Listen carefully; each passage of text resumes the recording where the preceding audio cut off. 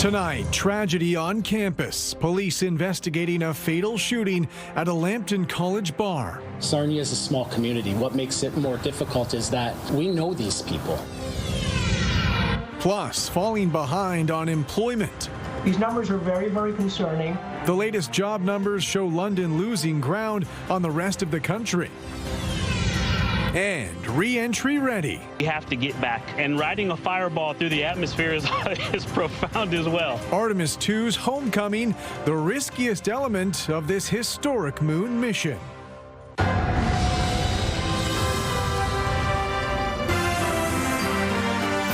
CTV News with Carlyle Fiset. Good evening. Thanks for joining us. We begin tonight with a fatal shooting in Sarnia. One person is dead, two others injured after gunfire broke out at a Lambton College bar early this morning. With the latest on the investigation, here's Brian Bicknell. Forensic investigators comb the scene at the south side of Lambton College in Sarnia. They're looking for evidence related to a fatal shooting.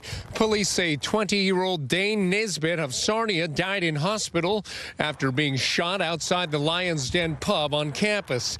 Two males with him were also shot and sustained non-life-threatening injuries. It happened just before 1 Friday morning. Our initial response was extensive. All available patrol units were immediately dispatched to attend the scene. Given the severity of the incident, we activated our emergency response team and a K-9 team to conduct an extensive search of the building and the surrounding area. There's quite a bit of evidence to process. There's all types of forensic evidence, the standard stuff you have probably heard about often, DNA, fingerprints. There'll be blood at the scene anytime there's a shooting of this nature. According to Lambton College, an event run by the Student Council was taking place at the pub at the time of the shooting. Police say they don't believe the school was targeted, nor was the shooting politically motivated. We're not ready to say what the relationship between the potential suspects and the victims are. We did touch on the multiple victims are known to each other, but we will not be commenting at this point what the relationship with the suspects are. Police could not say whether the victims are students, but Dane Nisbet is well known in the local hockey community. Sarnia is a small community. What makes it more difficult is that we know these people. We know a lot of people in Sarnia, so it makes it very difficult for our officers to have to respond to these types of incidents at our singular college with the students that go there. Of course, no classes here today as the college made the decision to close the campus under the circumstances. Officials here declined our request for an interview, saying they're focused instead on supporting students and community members affected by this tragedy. In a statement posted to social media, the college called the loss a profound tragedy. We extend our deepest condolences to the individual's family, loved ones, and friends, and to everyone affected by this staggering loss. Our thoughts are with everyone impacted by this senseless act of violence. The Minister of Colleges and Universities offered his condolences. My thoughts are with the loved ones of the victim, the injured individuals, and the entire campus community during this tragic time. Mental health supports are available for anyone who may need them. In the meantime, police say no arrests have been made and no weapons recovered. The suspects fled the scene before they arrived. Brian Bicknell, CTV News. London police say they've arrested one person and are looking for a second suspect following a shooting and kidnapping. According to police, two men forced two other men into a car last Saturday, then drove them to an East London motel. They say at one point a gun was fired and one of the suspects fled. Police say the two victims were specifically targeted. According to police, one of the suspects was arrested in the Toronto area Wednesday. The other suspect is still on the loose.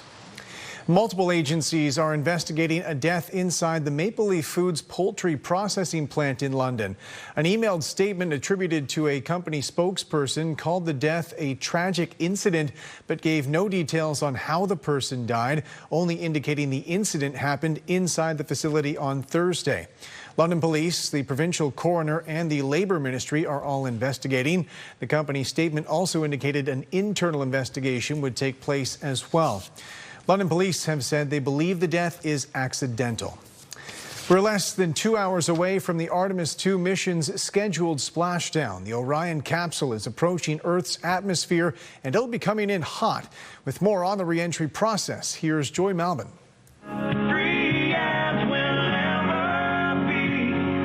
With a wake-up song, now the riskiest part of this historic moon mission, re-entering Earth's atmosphere. It's the trickiest part of their ride home. Just ask the pilot, Victor Glover. We have to get back, and riding a fireball through the atmosphere is profound as well. To ride that fireball, a special coating on the bottom of the Orion capsule, protecting the astronauts from extreme heat. The last uncrewed mission didn't go so well, but NASA is confident Orion's modified heat shield and a new angle of re-entry will get them home safe. Then they'll start to brush into the upper atmosphere, and it'll suddenly get heavier and heavier and heavier as they're being pushed from below. The Artemis crew has traveled deeper into space than any other humans, giving us striking new celestial images of the moon and planet Earth. Reflecting on it all, Canada's Jeremy Henson. We live on a fragile planet in the vacuum and the void of space. Our purpose on the planet as humans is to find joy, to find the joy in lifting each other up by creating solutions together instead of destroying. There were unforgettable moments. A moon crater named after Commander Reed Weissman's late wife. It's a bright spot on the moon, and we would like to call it Carol. Talking to the Prime Minister. Canadians are so proud of what you're doing. The U.S. President. Congratulations to everybody. I'll see you at the Oval Office. Fixing a lunar loo. We definitely have to fix some of the plumbing. And chasing a floating Nutella jar. Integrity systems are in good shape. As they prepare to come back home. I just want to look at my daughters, Ellie and Katie, and just say I love you. Family and the world waits. Joy Malvin, CTV News, Washington.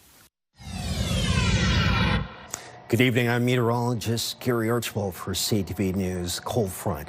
It's expansive, reaching as far south as Oklahoma and Arkansas, and stretching showers. A leading edge of that cold front being the trigger right through Quebec and into the Maritimes. We've gotten into our bout of showers, at least the heaviest bands early this morning. Still cloudy, and within the hour, even some showers reported at the airport in this great city of London, Ontario. We'll look at some sunshine for Saturday, a huge warm-up coming for Sunday and beyond, but rain into next week. I'll break down this complex story of weather just ahead. For now, I'll send it back to you at the desk. Thanks very much, Gary. Leadership at the Toll Puddle Housing Co-op are pushing back against a city report recommending the building be declared a project in difficulty. The board president says the plan fails to address persistent maintenance costs and the systemic failures impacting public housing. Daryl Newcomb reports. A recently repaired and painted stairwell inside the Toll Puddle Housing Co-op already vandalized with more threatening graffiti and smashed drywall. It was work to address deficiencies identified in orders from City Hall and the fire department that'll have to be done again. This week was particularly bad, and it's about $6,000 of damage. Board Chair Jody Phoenix says the complexity of the challenges facing the building were not addressed in City Hall's report going to a committee next week. City staff recommend declaring the building a project in difficulty, allowing them to step in to oversee and fund essential repairs to the building that contains 109 rent geared to income and 23 market rent apartments. We were a little taken back. Their recommendations aren't very clear. They talk about some governance issues that are factually incorrect. The city's plan would make available $877,000 from a municipal reserve fund and senior government funding. However, Phoenix suggests the report doesn't address long-term financial stability or the other housing providers in London facing similar challenges. There's no funding for operational costs, increased operational costs. And the other thing that it's missing is the acknowledgement that this is a systematic problem, not just a problem at Toe Puddle. In their report, city staff warn intervention and corrective action are necessary to prevent further deterioration and to stabilize the organization. But Phoenix argues City Hall was kept apprised of the challenges all along, but took insufficient action. When they say they've just now become aware of the problem, that is absolutely not factual.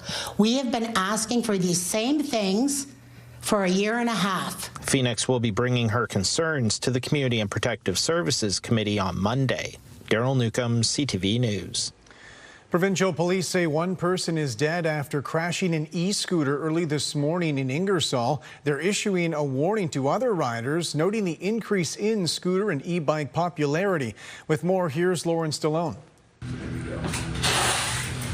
E-bikes and e-scooters have become a popular new way to get around communities across Ontario. Something to do, good for your knees and joints, being out and about, and good cheap transportation as well, especially with gas prices. And while convenient, OPP warned they've seen an increase in electric rideable accidents, most recently in Ingersoll. On Friday, April 10th, just shortly after 1:30 this morning, the Oxford OPP, along with fire and paramedic services, responded to Charles Street East in the town of Ingersoll for a report of a single scooter-styled e-bike that was involved in a crash. OPP say a 56-year-old male was operating the e-bike when he left the road, struck a pole, and suffered serious life-threatening injuries. That person was transported to a hospital for treatment, and I'm sad to say that person was pronounced deceased by attending physicians. A 2025 report from the Canadian Institute for Health Information showed a 32% increase in reported e-scooter hospitalizations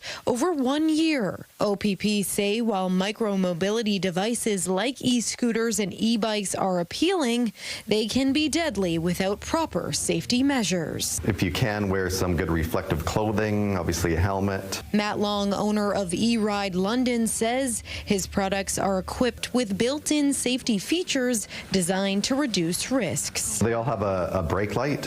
So when you hit, you're just like a car, a brake light, and they have a running light in the back as well for the dark. They have reflective parts on the pedals. Long says paying attention to when and where you are riding can make all the difference when it comes to safety. In the daytime, it's a little safer, but you know, if you can stay on the bike paths, that's a good thing. Lauren Stallone, CTV News. A local tow truck operator was acquitted today, accused of killing a pedestrian almost 4 years ago. With more on the judge's reasoning in finding him not guilty, here's Nick Paparella. 56-year-old Garnet Pridey just finished grabbing some fast food when he stepped onto a parking lot at Wellington and Southdale in South London. In a matter of seconds, he was struck and killed by a tow truck, which left the scene. Pridey died from extensive trauma to the skull. Charged with dangerous driving causing death and failing to remain at the scene causing death, 26-year-old Abdul Kazoon testified at his trial that he never saw Pridey on that July afternoon in 2022. Despite testimony during the trial that the tow truck was moving quickly, in her ruling, Justice Patricia Moore said, "I do not find Mr. Kazoon's speed of 11 to 14 kilometers an hour was inherently dangerous." She added, "I find that there were no issues with Mr. Kazoon's driving before or after the collision." In the end, the judge found Kazoon not guilty on both charges, saying, "In criminal proceedings, the issue is not simply whether the accused was negligent in the way he drove his vehicle. In this case, I must ask myself whether I'm satisfied beyond a reasonable doubt that Mr. Kazoon's failure to keep a proper outlook and see Mr. Pridey before the collision or immediately after amounted to a marked departure from the standard of care." A relieved Kazoon left the courthouse with his family. His lawyer is Laura Ellis. This was a very emotionally difficult case for all parties involved, and our thoughts are with the deceased family. Ultimately, Her Honour carefully weighed the evidence, and her determination ultimately was that this didn't rise to a criminal standard, and she was left in reasonable doubt. Nick Paparella, CTV News. The provincial government is introducing legislation meant to get new teachers trained faster. With more on the proposed changes, here's Siobhan Morris. What is media? Ontario's teacher crunch is tightening, with more educators leaving and waves of increased immigration in recent years. So the government's making changes designed to get more teachers into classrooms and faster. We would shorten teacher education from 2 years and 4 semesters to 1 year, delivered in 3 consecutive semesters. The province also wants new teaching candidates to get more than the 80 days of practical experience they do now. So that they're in front of the class and they know what to expect when they get there, so that they can manage a classroom. There will be higher pay for mentor teachers who take on novices, and looking at ways to add people who already have experience with kids. For example, those with early childhood education backgrounds or those with work youth experience.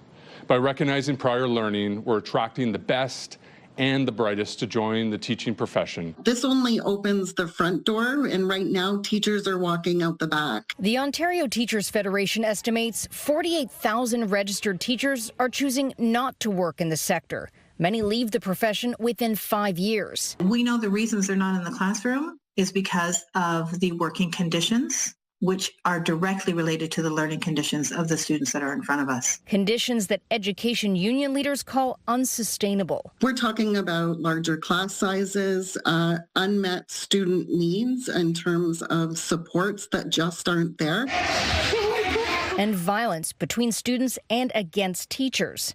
The Minister of Education believes more practicum time will help with that. The ministry will also be looking at its program, the new teacher induction program, and looking at how we can better support new teachers as well. All of these measures are part of a bill that will be tabled on Monday. Also in there, the long-awaited changes to school board governance, including whether or not trustees are sticking around. Siobhan Morris, CTV News. War in the Middle East has complicated local efforts to bring a piece of Canadian military history home. Sean Irvin has more on the aircraft's current location and what it's going to take to transport it here. Volunteer John Ducharme preps markers for placement on a vintage aircraft inside London's Jet Aircraft Museum. The facility is home to restored Royal Canadian Air Force jets, save for a few, including the CF-104 Starfighter. But a successful fundraiser last fall generated the funds needed to source a Canadian-built jet from Greece. Then war got in the way. Ducharme arrived in Greece just as a missile fired during the U.S.-Iran conflict struck Cyprus.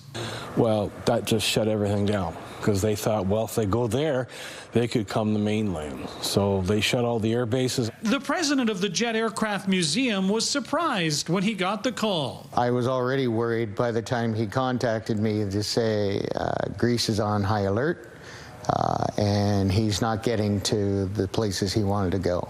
And that quickly became a concern for the museum and the over $60,000 it had raised for the project. The nonprofit knew another trip would have to be made. Thankfully, several days later, the Hellenic Air Force agreed to let Ducharme visit 2 of the 6 bases he'd hoped to see. One contained a Starfighter the museum wants to get its hands on. It was Canadian, the last Canadian Starfighter that's there. That's in one piece. But the parts list and a second aircraft will have to wait until the next time. The cost to ship the permanently loaned aircraft back to Canada has risen, again due to fuel hikes caused by the war. Crate them, put them in the container, bring it back here, uncrate them, and then reassemble them. Still, the planes, decommissioned over 30 years ago, won't move until the Greek government gives the all clear.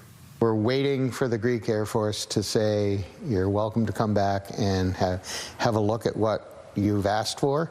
In London, Sean Irvin, CTV News. We have the latest update tonight from City Councillor Elizabeth Pelosa, sharing her health journey during chemotherapy, including a recent health scare and a gift from the local Victoria's Quilts branch. This quilt was made by Arlie, one of our volunteers. Beautiful. And a nice soft back. We put a flannel backing on all of them because it's extra warm. Chemo is cold. The rooms are cold, so it's nice to have something to wrap up in and be comfortable. Victoria's Quilts Canada, we hope this quilt brings you comfort and support in this difficult time. You are not alone. There's people across Canada who are doing this. Maybe they've been touched by cancer. Maybe someone in their family's been touched by cancer. A week after my nephew had passed away from cancer, a friend of mine and I decided that we were going to become involved. When something hits close to home, then you really start to think, well, how can I give back? And this is how we give back. It's so grassroots.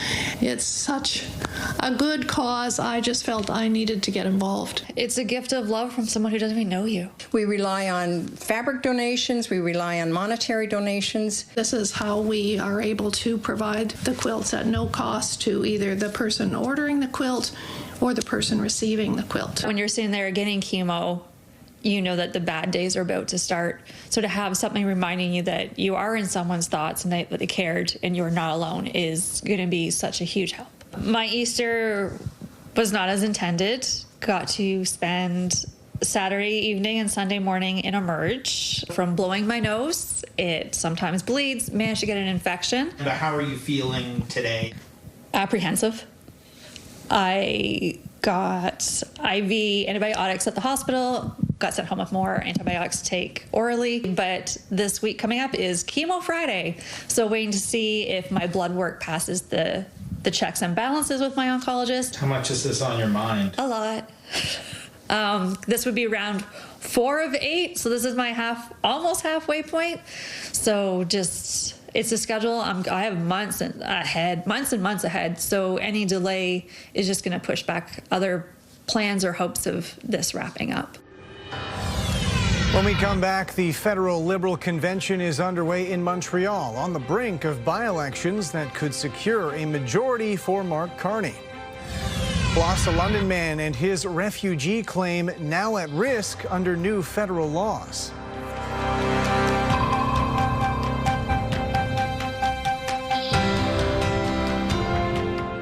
Download the CTV News app and stay on top of local stories as they unfold. We begin tonight with Ontario's latest. Customize your feed and watch live wherever you are. ctvlondon.ca, your home for news. Welcome back. Political analysts expect the Liberal Party to form a majority government in the coming days ahead of 3 by-elections Monday. As Annie Bergeron-Oliver reports, they only need to win 1 to secure parliamentary power.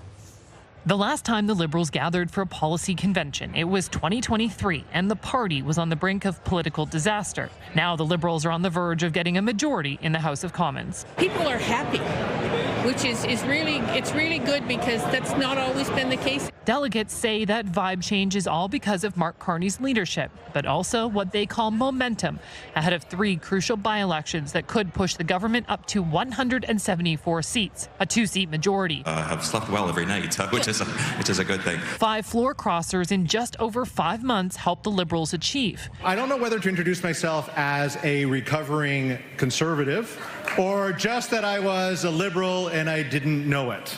3 of them getting prominent speaking roles today. I think that was incredible to see. And I think it's only this moment that has gotten all these diverse people together under one umbrella, so I love it. But while some feel these new Liberals represent cooperation and unity, others are more skeptical. I'm myself fairly socially liberal, and so that social conservative kind of aspect does make me a bit wary, but I think overall, look, I'm supportive of Mark Carney and everything like that. I do personally think that when we do have floor crossers, there should be a by-election happen. Carney has said his new MPs will be expected to vote along party lines, especially on social issues. Current MPs seem to accept their new colleagues, including the latest MP, Marilyn Gladu, but on one condition. If you're joining a political party, you should know what you're signing up for. She knows exactly where we stand on things. We are absolutely a pro-choice party. The Prime Minister said as much yesterday, I believe. And so now she has decided to join this party, and that means that therefore she supports the policies of this party. Senior Liberals believe the party is on track to get a majority on Monday night. And while there are many conversations about floor crossers, they say if that happens, it won't be before all the votes are counted. Annie Bergeron-Oliver, CTV News, Montreal. Canadian immigration officials are warning thousands of asylum seekers their refugee claims may be invalidated under a new federal law. The recent legislation, Bill C-12, puts a deadline on applications. With more on the impact, here's Judy Trin. Mohammed Al-Hindi first came to Canada in August 2023 to donate a kidney to his sister Gadir. After saving her life, he returned to Gaza just days before Hamas triggered a war. Al-Hindi was forced to flee with his young family. You want to do all your best just to run. They survived 6 months in a war zone, then crossed the Rafah border after paying the Egyptians nearly $25,000 in exit fees. After getting special visas for Palestinians with Canadian ties, they settled in London, Ontario. Strengthening Canada's Immigration System and Borders Act. When Bill C-12 passed in March, Al-Hindi was notified he may not qualify for asylum. Because he did not make his refugee claim within the first year of coming to Canada, he's deemed ineligible to have his claim heard before a decision maker, and he is in limbo. Under the new law, refugees have to submit a claim within 1 year of landing. Al-Hindi applied 7 months ago, but immigration officials count his arrival date as 25 months earlier when he came for his sister's transplant surgery. The letter states if he's deemed ineligible, he will face removal from Canada. The immigration minister says there are safeguards. People will not be made to go back to a country where wars and conflicts like that are going on. But there are other processes that are happening. But those other processes won't allow Al-Hindi to make his case in person. Instead, a border agent will decide based on online documentation. If considered ineligible, Al-Hindi fears losing health benefits, his work permit, and his future. Not to punish me.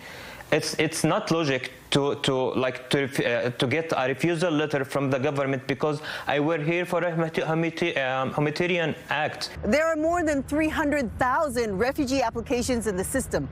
The federal government says some of these claims are not legitimate. The new law could remove 30,000 people from the backlog.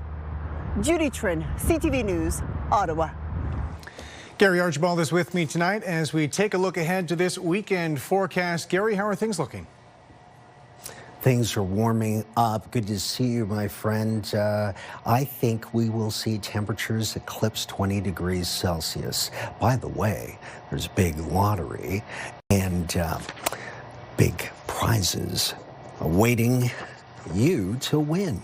The Princess Margaret Lottery, of course, we're talking about. The early bird prize deadline is midnight tonight. It's the last chance to be entered into the $2.6 million prize draw. It's a Halliburton lakefront cottage plus $50,000 in cash. It's beautiful. It's nestled on the tranquil shores of Halliburton Lake. You'll love calling this stunning post and beam cottage home.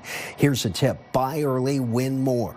There are 11,000 prizes to be awarded with $11 million at stake. That's what they're valued at, including the grand prize built by Siegel Homes. It's an $8.5 million package, a Thornhill show home plus $500,000 in cash, $500,000.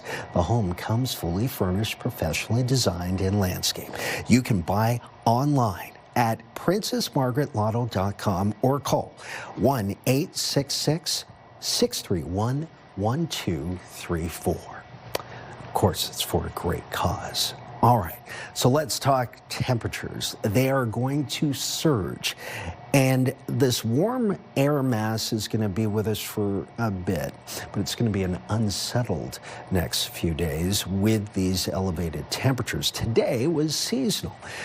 Case in point, right? The average temperature for a daytime high, the daily maximum, 10 degrees Celsius. We reached close to 9. The average low is the freezing mark. More on that in just a moment. It's going to be cold in the next 24 hours for a bit, but the warmth will be throughout that 24-hour period. Our daily maximums and minimums are going up, and then some. Still looking at double digits in Windsor, cooling down though as you head further east along the 401 towards Chatham-Kent, London, Kitchener, Waterloo, and Toronto. And it looks like the rest of the country's starting to warm up though, especially the prairies, still looking at double digits. BC's also warm on the coast, and the Maritimes, Quebec, Atlantic Canada still cool-ish.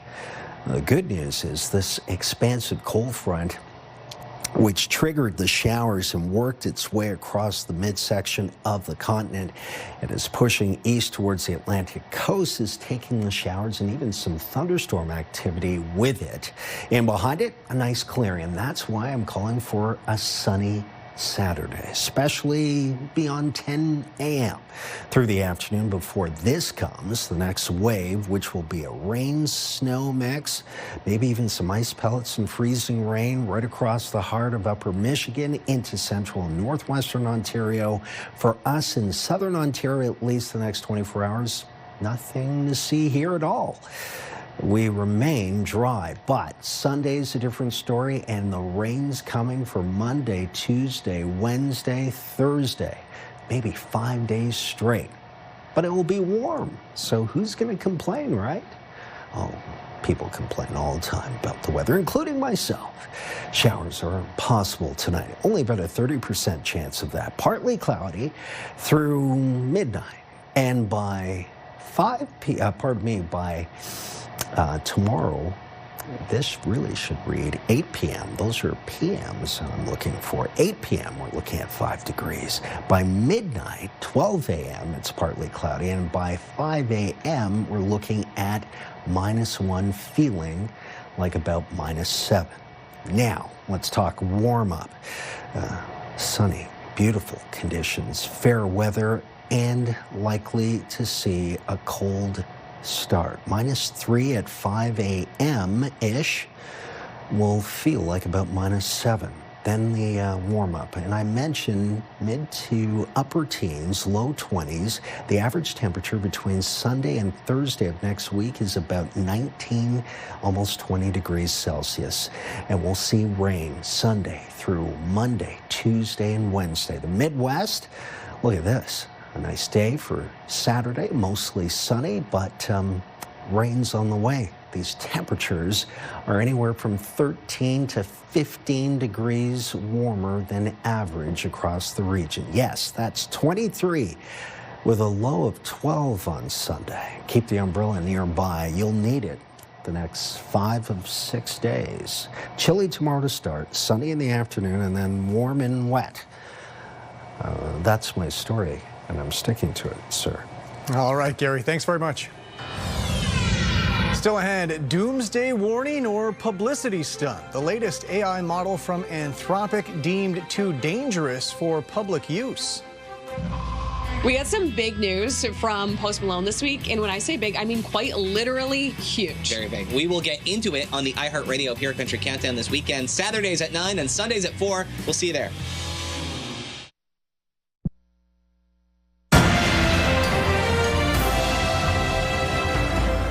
London's unemployment rate rose last month, now the highest in the country. Stats Canada figures list London's unemployment rate at 9.1%, citing 3,000 jobs lost in March.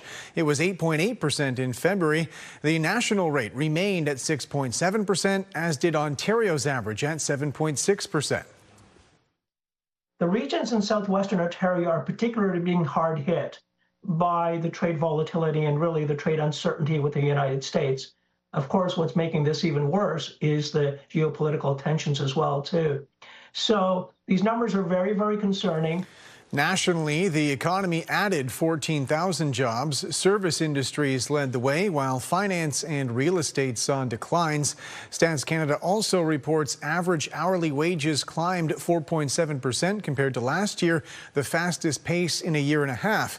Meanwhile, the Bank of Canada's next interest rate decision is expected at the end of this month. Officials with the artificial intelligence developer Anthropic claim their latest model is so powerful and potentially dangerous they won't make it available to the general public. It's called Claude Mythos, and as Heather Wright reports, it's generating major buzz in tech circles.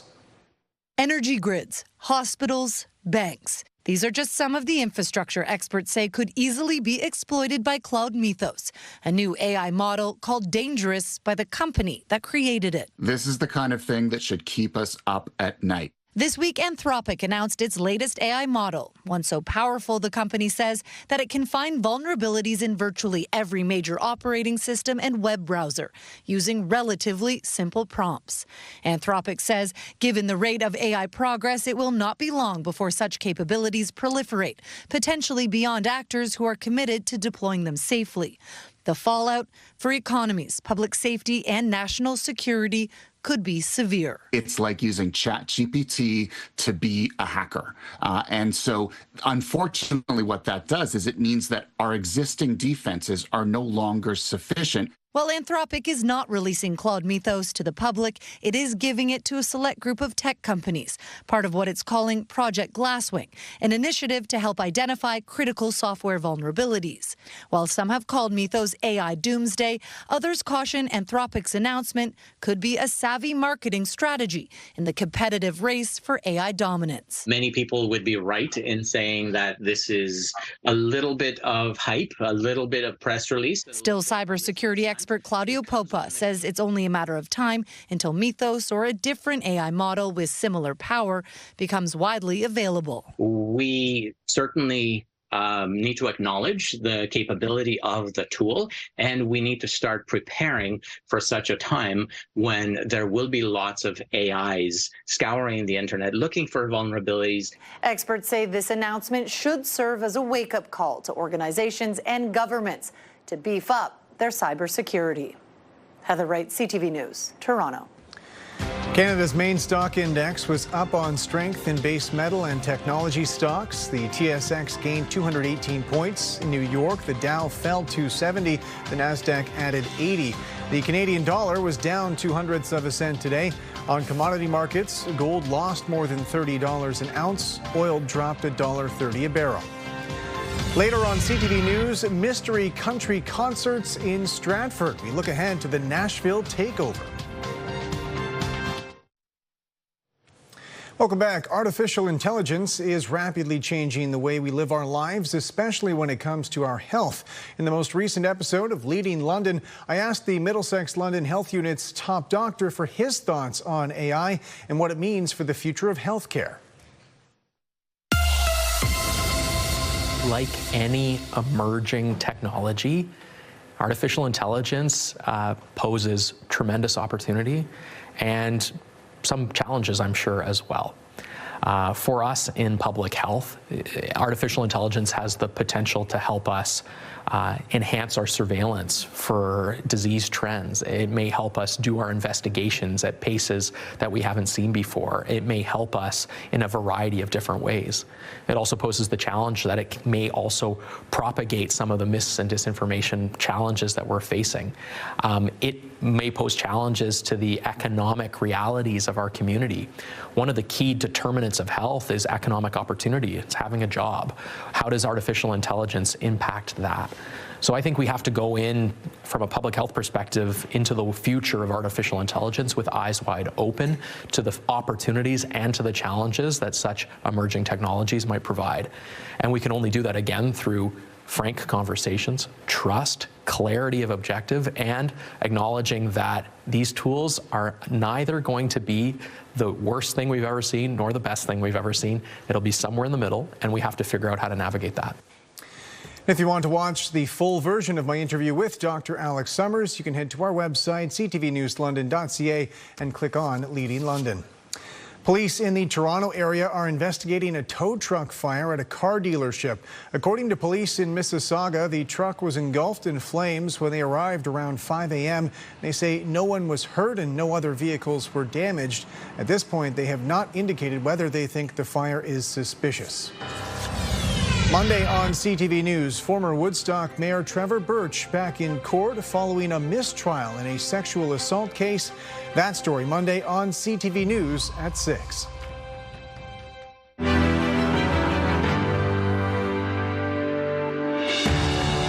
Join us as we explore the sites where history was made with the help of some of the best historians in the Forest City. That London was envisioned by Colonel John Grace Simcoe not only as the capital for Upper Canada, but the metropolis of British North America. A wall of water came down the north branch of the Thames and just plowed into London West. So it's absolute pandemonium, absolute panic. You might have steam coming up from the inside. In London 200, we'll visit the homes of the earliest families, the businesses that brought the city prosperity, and the institutions that elevated its population. We'll also visit the spots where desperate innovators assisted the lives of those fleeing oppression and those fighting for their lives. That is where Banting had his eureka moment, and what he thought of that night has actually made life possible for millions of diabetics. Join us for London 200, beginning April 17th.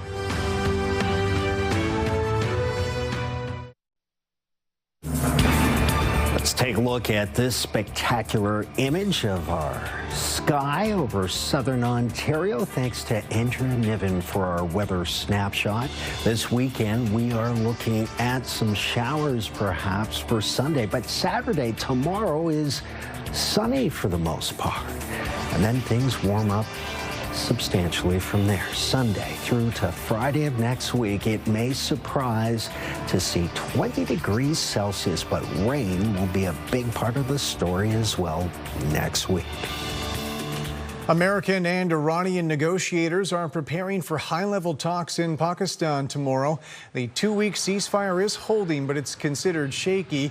The discussions tomorrow are expected to focus on reaching a broader deal to stop the fighting permanently. The American vice president is expected to lead the American delegation, warning the Iranians to negotiate in good faith.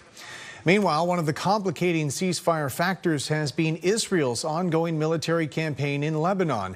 Israeli attacks continued today, striking multiple areas across the south. Lebanese officials say nearly 2,000 people have been killed in the last month, and more than 1 million others have been displaced. The Israeli Prime Minister has approved direct talks with Lebanon, but has said a ceasefire is not on the table. There's been no official response from the Lebanese government. Ukrainian officials are requesting a ceasefire extension with Russia after Orthodox Easter. Russian authorities had announced a ceasefire starting tomorrow afternoon, running through midnight Sunday.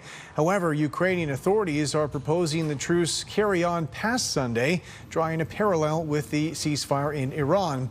The Russians have said this truce is just a temporary measure, though, claiming they do want a permanent peace deal. Ukrainians have called that a delayed tactic, though. London's top stories. We have breaking news tonight out of Ottawa. The latest in the breaking news alerts. I'm tracking an area of severe weather. It'll start. And watch live. A development now to a story from City Hall we brought you. Download the CTV News app.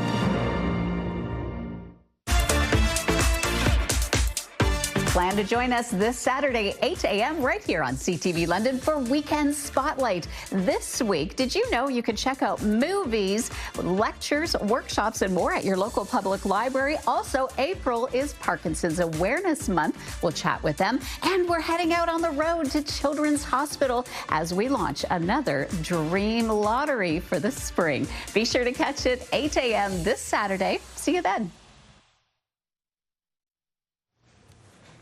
Finally tonight, it's a country music takeover in Stratford. Several venues are hosting singers across the city, but as Karis Map reports, the identities of those performers have been kept secret. Just look at the front door. Singer-songwriter Timothy Miles with a sneak peek of what you'll hear across Stratford this weekend as the second annual Nashville Takeover brings a taste of Music City to the Festival City. We take over towns all across Canada and turn them into Nashville, basically. So We take over multiple intimate venues all across town, breweries, wineries, little bars, little dive bars. We got a lot of artists having a grand old time again.